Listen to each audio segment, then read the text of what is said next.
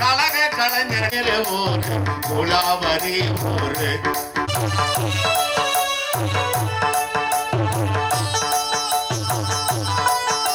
SPC ஆபீஸை திறந்தது யாரு கலையிற்று ஆபீஸை ஊரு குலாவரி ஊரு ஊருக்குள்ள நீயோ கேட்டு பாரு வீரபாண்டி யாரு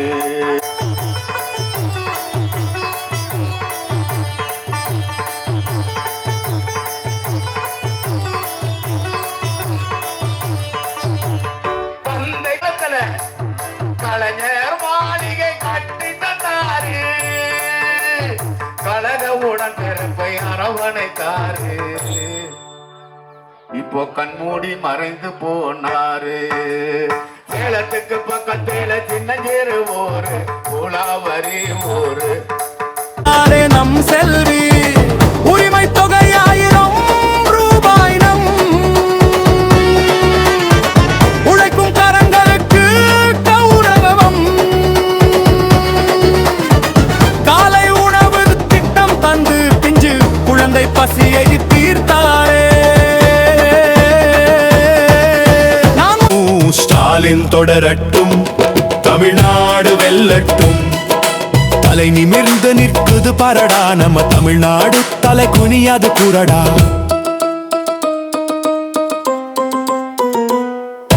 வெல்லட்டும் தமிழ்நாடு வெல்லட்டும் உதய சூரியன் தளபதி ஸ்டாலின் தலைமை நீடிக்கட்டும் இரட்டித்து 26 மீண்டும் 100 ரூபாய் அன்பளிப்பாக அளித்திருக்கிறார் அவர்களுக்கு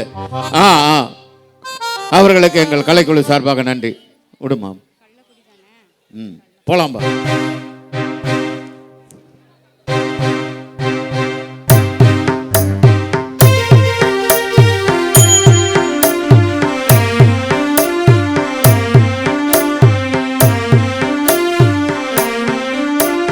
கள்ளக்குடி கொண்ட கருணாநிதி வாழ்கவே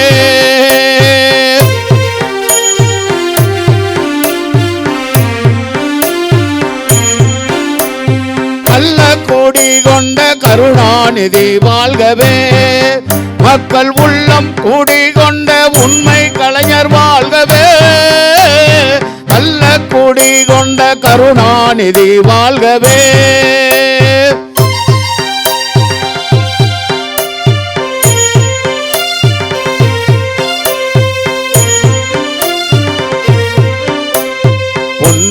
தமிழ்நாட்டின் அண்ணாவின் தம்பியாய் ஒளிகின்ற கருணாநிதி ஒளிகின்ற கருணாநிதி பொன்னான தமிழ்நாட்டின் அண்ணாவின் தம்பியாய் ஒளிகின்ற கருணாநிதி ஒளிகின்ற கருணாநிதி அண்ணாவின் புகழ் பாடி அணி நாட்டி வழிகாட்டி கொண்டாடும் கருணாநிதி கொண்டாடும்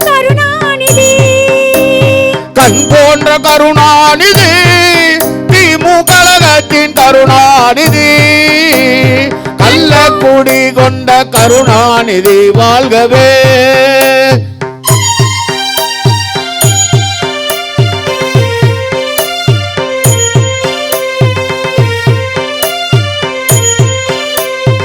ஏடெல்லாம் புகழ்கின்ற கலை நீட்டி நாடக கலைவாழ பணியாற்றினார்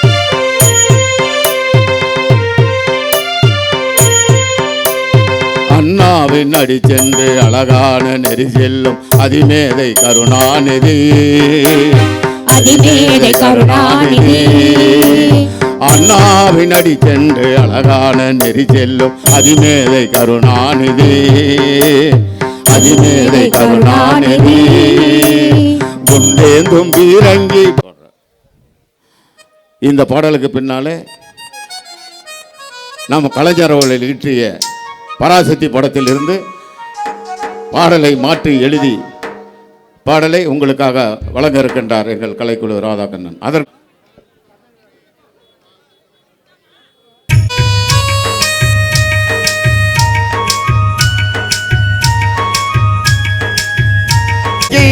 முதல்வர் தளபதிக்கு தலைவணங்கோ அவர் பாதையிலே நடைய பயிலுவோ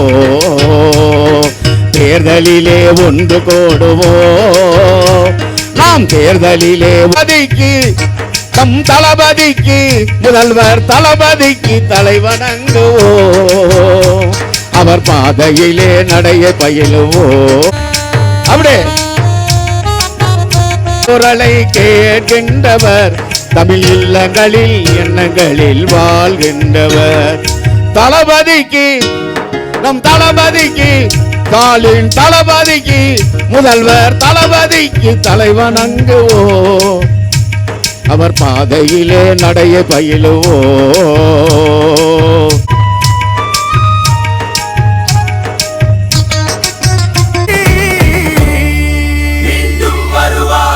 26 இவரே வருவார்.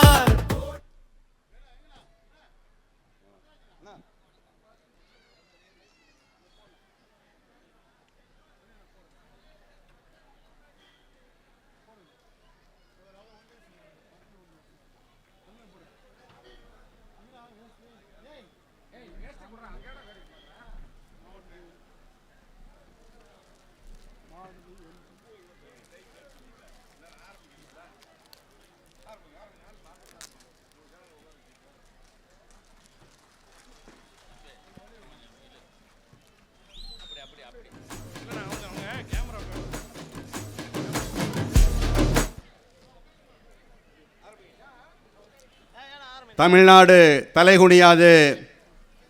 இந்த மாபெரும் மாநாட்டு பொதுக்கூட்டத்திற்கு எங்கள் ஆற்றல் மிகு சேலம் மாவட்ட கழக கிழக்கு மாவட்ட கழகத்தினுடைய செயலாளரும் மாநிலங்களவை உறுப்பினருமான எங்கள் ஆருயிர் அண்ணன் எஸ்ஆர் சிவலிங்கம் எம்பி அவர்களை தலைமையேற்று நடத்தரும்படி கேட்டுக்கொள்கிறேன்.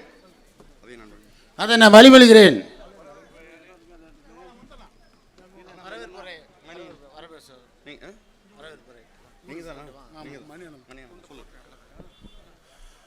திராவிட முன்னேற்ற கழகத்தினுடைய ஒன்றிய கழக செயலாளர், தலைவாசல் மத்திய ஒன்றிய கழக செயலாளர் அருமை அண்ணன் சாத்தப்பாடி மணி என்கிற பழனிசாமி அவர்கள் அனைவரையும் இன்முகத்துடன் வரவேற்பு ஆற்றுவார்.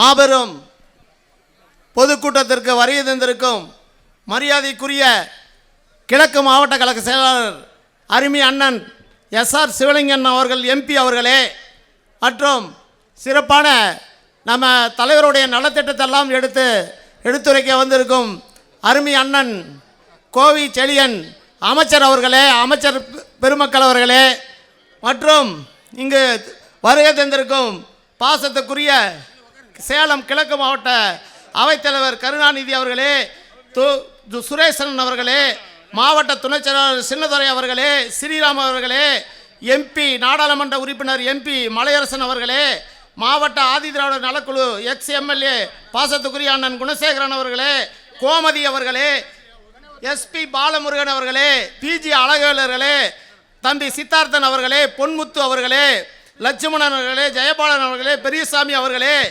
மற்றும் கழக முன்னோடிகளே, பேரூர் கழக செயலாளர்கள் மற்றும் கழக முன்னோடிகள், ஒன்றிய கழக செயலாளர்கள், மாவட்ட கழக நிர்வாகிகள் அனைவரையும் வருக வருக வருக என்று வரவேற்று அமர்கிறேன். நன்றி, வணக்கம்.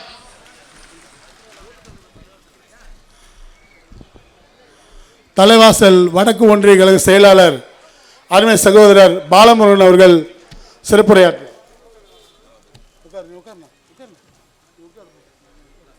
அனைவருக்கும் மாலை வணக்கம். மாண்புமிகு தமிழக முதல்வரின் முன்னெடுப்பில் இன்று தமிழ்நாட்டை தலைகுனை விட மாட்டோம் என்ற கூட்டத்தை தலைவாசலுக்கு ஒதுக்கிட்ட மாவட்ட கழக செயலாளருக்கு நன்றி கூறி வருகை புரிந்த அனைவருக்கும் வாழ்த்துக்களை கூறி விடைபெறுகிறேன். நன்றி, வணக்கம்.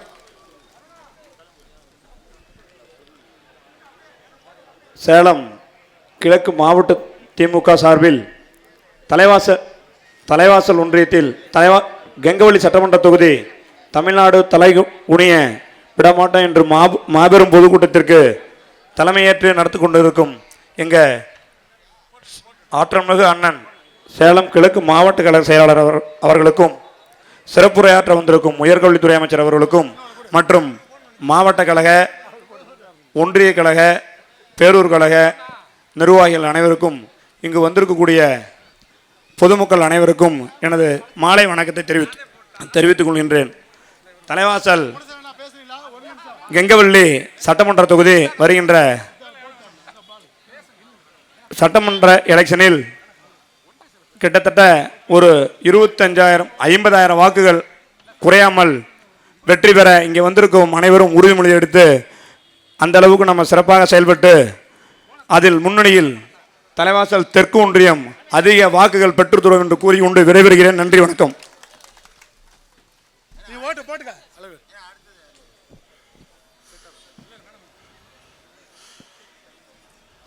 திராவிட முன்னேற்ற கழகத்தில் கோவிந்தம்பாளையம் முன்னாள் ஊராட்சி மன்ற தலைவரும் ஓபிஎஸ் வருவதற்கு முன்பே தன்னை இந்த இயக்கத்தில் இணைத்துக் கொண்டு ஓபிஎஸ் அணியினுடைய மாவட்ட கழக செயலாளர் இருந்து இன்று தாய் கழகம் திராவிட முன்னேற்ற கழகத்தில் தன்னை உறுப்பினராக சேர்த்து கொண்டு கழகத்தில் இணைத்திருக்கும் கோவிந்தம்பாளையத்தினுடைய முன்னாள் ஊராட்சி மன்ற தலைவர் அவர்களுக்கு கிழக்கு மாவட்ட திராவிட முன்னேற்ற கழகத்தினுடைய சார்பாக நன்றியும் வணக்கத்தையும் தெரிவித்துக் கொண்டு ஒரு சில கருத்துக்களை அவர் கூறுவார்.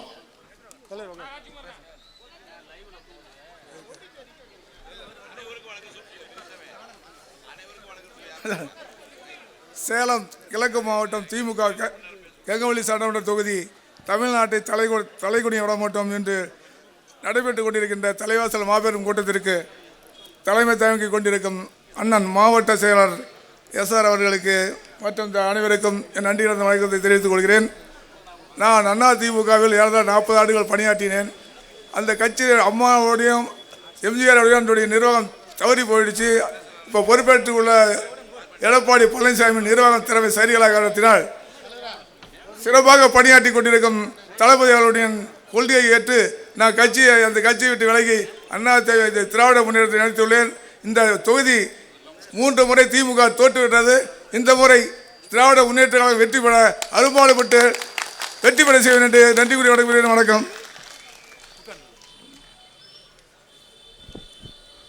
மாவட்ட கழகத்தினுடைய அவைத் தலைவர் அருமை அண்ணன் மூரா கருணா அவர்கள் சிறப்புரையாற்றுவார்.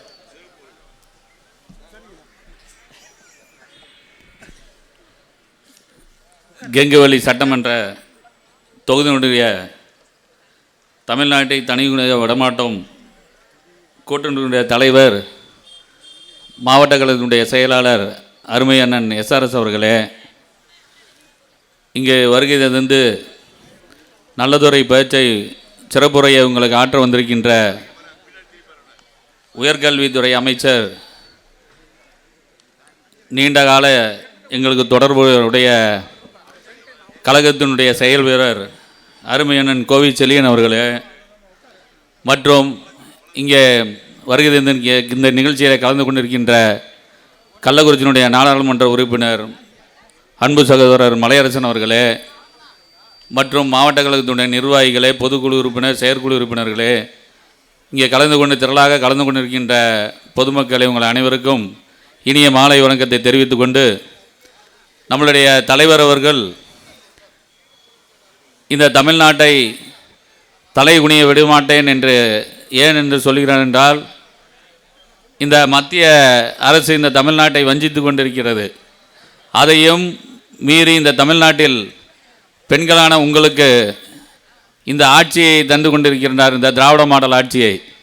ஏனென்று சொன்னால், ஒவ்வொரு மாதமும் உங்களுக்கு கிடைக்கின்ற உரிமை தொகையெல்லாம் நிறுத்த வேண்டிய ஒரு தேர்தலை கணக்கில் கொண்டு இந்த உரிமை தொகையை இங்கே 3 மாதத்திற்கு நிறுத்தி வைக்க வேண்டும் என்ற ஒரு கொடிய எண்ணத்துடன் இந்த ஒன்றிய அரசினுடைய சதியை தெரிந்து கொண்டு தான் உங்களுக்கெல்லாம் மாதம் 1000 ரூபாய் தர வேண்டியது என்பதை 3 மாதத்திற்கு சென்று 3000மும் நம்முடைய கழக அரசு தொடர்ந்து ஆட்சியை மறுபடியும் 2வது முறையாக ஆட்சி பீடத்தில் ஏறியவுடன் மாதம் 2000 ரூபாயை உங்களுக்கு வழங்குகின்ற ஒரு தொகையும் சேர்த்து தான் மே மாதமும் சேர்த்து தான் 5000 ரூபாய் உங்களுக்கு வழங்கி கொண்டிருக்கின்றார் தமிழக முதல்வர்.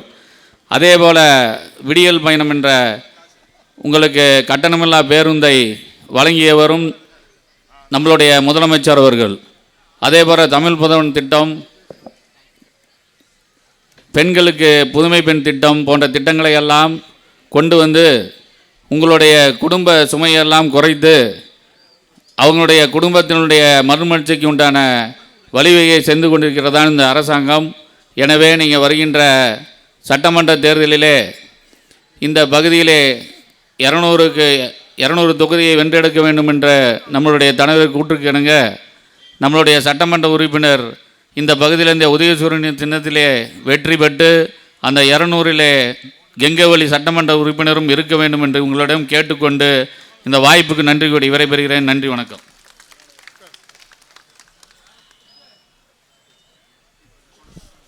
நாடாளுமன்ற உறுப்பினர் அருமை அண்ணன் மலையரசன் அவர்கள் சிறப்புரையாற்ற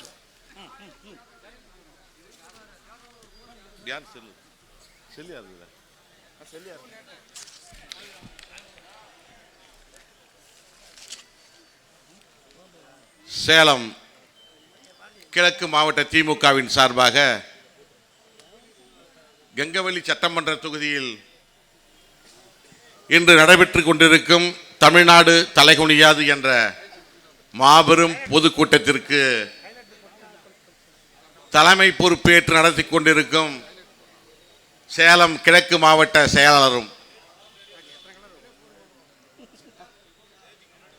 மாநிலங்களவை நாடாளுமன்ற உறுப்பினருமான கழகத்தை கட்டிக்காத்த பெரியவர், கழகம் வளர்த்தவர் எங்கள் ஐயா அவர்களே, இந்த மாபெரும் பொதுக்கூட்டத்திற்கு சிறப்புரையாற்றி இந்த கெங்கவள்ளி சட்டமன்றத்தை வெற்றி சட்டமன்றமாக மாற்றுவதற்காக வருகை தந்திருக்கும் மாண்புமிகு மதிப்புமிகு உயர்கல்வித்துறை அமைச்சர் அன்னார் அவர்களே, வரவேற்பை நல்கியிருக்கும் தலைவாசல் மத்திய ஒன்றிய கழக செயலாளர் அன்னார் மணி என்கிற பழனிசாமி அவர்களே, முன்னிலை பொறுப்பேற்றுக் கொண்டிருக்கும் அவைத்தலைவர் கருணாநிதி அவர்களே, மாவட்ட துணைச் செயலாளர் சுரேஷ்குமார் அவர்களே, மாவட்ட துணைச் செயலாளர் சின்னதுரை அண்ணா அவர்களே, மற்றும் அன்னார் குணசேகரன் அவர்களே, கோமதி அவர்களே, பாலமுருகன் அவர்களே, அழகுவேல் அவர்களே, சித்தார்த்தன் அவர்களே, முத்து அவர்களே, லட்சுமணன் அவர்களே, ஜெயபாலன் அவர்களே, பெரியசாமி அவர்களே, மற்றும் இதில் கலந்து கொண்டுள்ள அனைத்து ஒன்றிய நகர பேரூர் கழக செயலாளர்களே, கழக முன்னோடிகளே,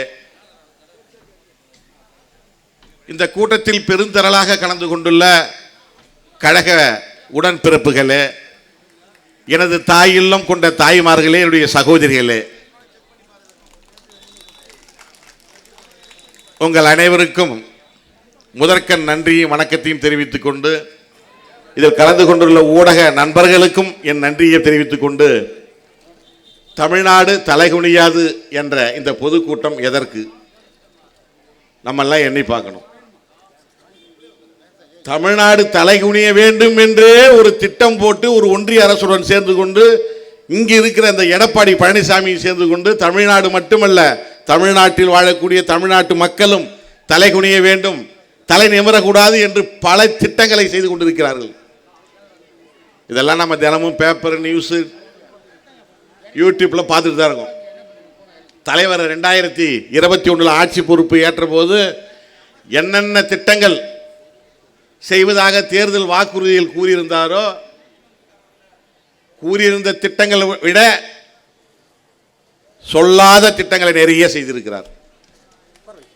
ஏன்னா மக்கள் மீது அக்கறை கொண்ட ஒரே தலைவர் நமது தமிழக முதல்வர் தான். எண்ணற்ற திட்டங்கள், மகளிருக்கு 1000 வழங்கப்படும், மகளிர் உரிமை தொகை, கலைஞர் உரிமை தொகை என்றார், வழங்கினார். கட்டணமில்லா பேருந்து வழங்கினார். ஏன்னா என் தாய் குழந்தை தான் நிறைய உட்கார்ந்துருக்கீங்க, எல்லாமே அனைத்தும் உங்களுக்கான திட்டங்கள் தான். நம்ம பள்ளி பயிலும் நமது மாணவர்களுக்கு 5வது வரை படிக்கும் மாணவர்களுக்கு காலை உணவு திட்டம் நமக்கான திட்டம் தான் அது. ஏன்னா நம்மெல்லாம் கிராமப்புறத்தை சார்ந்தவர்கள், காலையில் எழுந்தவுடன் காடு கழனிக்கு போயிடுவோம், சரியாக சமைக்க முடியாது. அந்த மாணவனுக்கு கஞ்சியோ கூழோ கொடுப்போம். சில நேரத்தில் அது கூட இல்லை, மதிய உணவு எங்கே, அந்த பள்ளிக்கூடத்தில் போய் மதிய உணவை சாப்பிடுவான். அதனால் அவன் சோர்வடைஞ்சிடறான். நம் பிள்ளைகளுக்கு தாயை போல ஒரு தாய் தான் தன் பிள்ளையை எப்படி வளர்க்க வேண்டும் என்று பார்த்து பார்த்து வளர்ப்பார்கள்.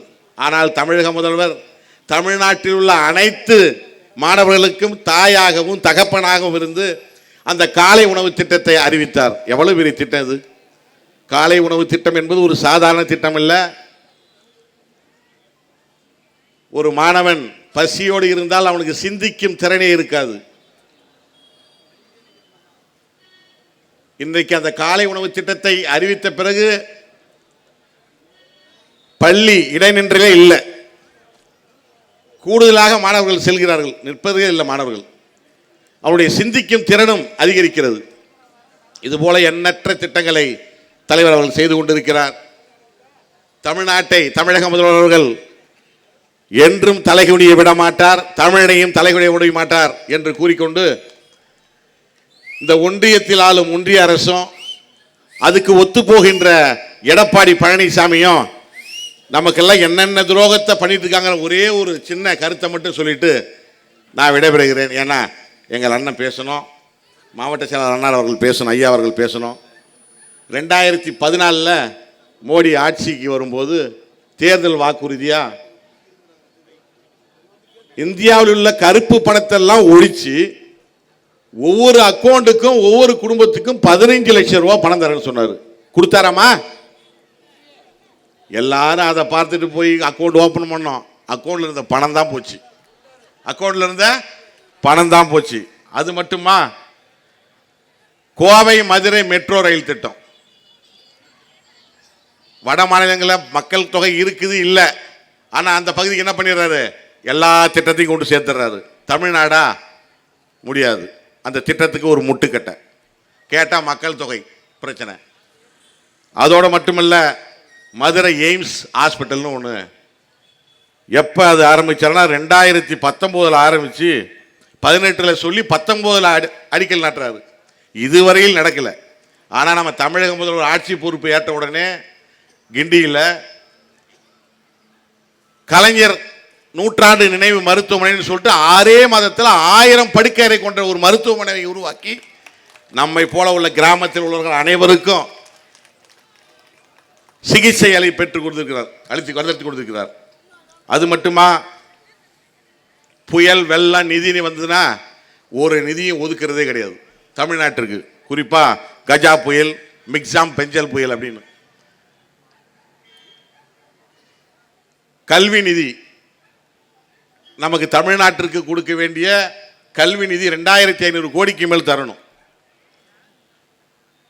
மும்மொழி கொள்கையை ஏற்றால்தான் அந்த கல்வி நிதியை வழங்குவோம் என்று அடம் பிடித்து அந்த கல்வி நிதியை வழங்கவில்லை. ஆனால் நம்ம தமிழக முதல்வரோ, நீ 5000 இல்லை 10,000 கோடி கொடுத்தாலும் என் தமிழ்நாட்டு மாணவர்களை நான் பார்த்து கொள்ள முடியும் என்று அனைத்து திட்டங்களையும் சிறப்பாக செய்து நம் மாணவர்களுக்கு காலை உணவு திட்டத்தில் ஆரம்பித்து 12வது முடித்தால் 1000. அது மட்டுமா, புதுமை பெண் திட்டம், நான் முதல்வன் திட்டம், இது போல எண்ணற்ற திட்டங்களை அறிவித்து உயர்கல்வியில் முதலிடம் வகிப்பது தமிழ்நாடு தான். அதோடு மட்டுமல்ல, கிராமப்புற வாழ்வாதாரத்துக்கு முக்கியமான MGNRG அந்த ஏரி வேலை என்று சொல்வார்கள், அந்த திட்டத்தை முடக்கும் நோக்கத்தோடு மன்மோகன் சிங் ஆட்சியில், கலைஞர் ஆட்சியில் இந்த திட்டம் கொண்டு வரப்பட்டது. கிராமப்புறங்கள் தான் நாட்டின் முதுகெலும்பு, விவசாயம் தான் நாட்டின் முதுகெலும்பு என்பதற்காக ஒவ்வொரு கிராமத்தில் உள்ள மக்களுக்காகவும் அவருடைய வளர்ச்சிக்காகவும் கொண்டு வரப்பட்ட அந்த திட்டம் தான் ஏரி வேலை திட்டம். அந்த திட்டத்துக்கு அறவே முட்டுக்கட்டை போட்டு ராம்ஜி, அது என்னன்னே பேர் தெரியல எங்களுக்கு, நாங்களும் ஐயாவும் பாராளுமன்றத்தில் பிறண்டு அழுது பார்த்துட்டோம், அதை பற்றி கவலைப்படலை. அவர் தான் தமிழ்நாட்டு மக்கள் தலை குனியணும், தமிழ்நாடு தலை குனின்னு நினைக்கிற அந்த எடப்பாடியும் அந்த மோடியும் சேர்ந்து கொண்டு இதுபோல திட்டங்களை தீட்டிக்கொண்டே இருக்கிறார்கள். நம்ம தலைவர் சும்மா இருப்பாரா? எல்லாத்துக்கும் பதிலடி கொடுத்துட்டு தான் இருக்காரு. அதோட இளந்தலைவர் இருக்கார, எவ்வளவு பெரிய திட்டங்கள். அவர் ஃபேஸ்புக், வாட்ஸ்அப்பில் போய் பாருங்க, ஒரு நாளைக்கு 30-40 ஃபங்க்ஷன் அட்டன் பண்ணுறாரு. எல்லா திட்டங்கள் தான் மக்களுக்கான திட்டங்கள் தான். இந்த உங்களுக்கு மகளிர் உரிமை தொகை வருது இல்லைம்மா, அந்த திட்டத்துக்கு அமைச்சர் யாருன்னா நமது துணை முதல்வர் தான். இந்த 5000 போட்டார் இல்லை, அந்த திட்டத்துக்கு அமைச்சர் துணை யாருன்னா துணை முதல்வர் தான். எவ்வளோ பெரிய திட்டம் அதெல்லாம். அந்த எம்ஜிஎன்ஆர்ஜியாவுக்கு வறுமையை ஒழிக்கின்ற மாநிலங்களுக்கு அந்த வேலையே இல்லைங்கிறான். இப்போ வறுமையை நீயா ஒழிச்ச? தமிழ்நாட்டில் வறுமை நீயா ஒழிச்ச? என் தலைவன் முதல்வர் மு.க. ஸ்டாலின் ஒழித்துக் கொண்டிருக்கிறார் தமிழகத்தில். உனக்கும் வறுமைக்கு என்ன சம்பந்தம் இருக்கு? வறுமை இருந்தால் என்ன, இல்லை என்றால் என்ன? அது என்ன? அது வறுமை கோட்டிற்கு இல்லாதவர்களுக்கு மட்டும்தான் அந்த வேலையாம். இது போல அந்த எம்ஜிஎன்ஆர்ஜிக்கும் ஒரு முட்டுக்கட்டை போட்டு விட்டார்கள். அது மட்டுமில்ல, சென்ற பட்ஜெட்டில் அந்த அம்மா நிர்மலா சீதாராமன் அம்மா, தமிழ்நாட்டை சேர்ந்தவங்க தான் அவங்க, ஒரு திருக்குறளை சொல்லியாவது ஆரம்பித்தாங்க. அது மகிழ்ச்சியாக இருந்தது. ஆனால் இந்த பட்ஜெட்டில் அதை கூட சொல்லலைம்மா. தமிழ்நாட்டை பற்றி அதை கூட சொல்லலை. சமஸ்கிருதம்னு ஒரு மொழி இருக்குது, அந்த மொழிக்கு 2500 கோடி ஒதுக்கியிருக்காங்க. எவ்வளோமா? சமஸ்கிருத மொழி நம்ம ஸ்கூலில் இருக்குதா இங்கே தமிழ்நாட்டில்? எங்கேயாவது இருக்குதா? கேள்விப்பட்டிருக்கீங்களா? அந்த மொழிக்கு மட்டும் 2500 கோடி. ஆனால் பிற மொழிகளுக்கெல்லாம் எவ்வளோ தெரியுமா? 13,000 கோடி தான் பிற மொழிகளுக்கு ஒதுக்குறது இந்த ஆண்டுகளுக்கு, ஒரு ஆண்டுகளுக்கு. இதுபோல எண்ணற்ற துரோகங்களை சேர்ந்து செய்து கொண்டிருக்கும் எடப்பாடி பழனிசாமியும் நமது மோடியும் நம்ம மக்கள்லாம் விட்டுருவீங்களா? விட்டுருவீங்களாமா? ஏன்னா சங்க காலங்களில் புலியை முரத்தால் அடித்து துரத்திய வம்சம் தான் எங்களுடைய வம்சம், பெண்களுடைய வம்சம். அதனால கூடிய விரைவில் இந்த 2026 எப்படி துரத்தணும்னு உங்களுக்கு தெரியும். யாரை துரத்துவீங்கம்மா? எடப்பாடியும் மோடியும் இந்த 26 என் தளபதியின் பெண்கள் படை துரத்தும் துரத்தும் என்று கூறி வாய்ப்புக்கு நன்றி கூறி இடம் சார்கிறேன். நன்றி, வணக்கம்.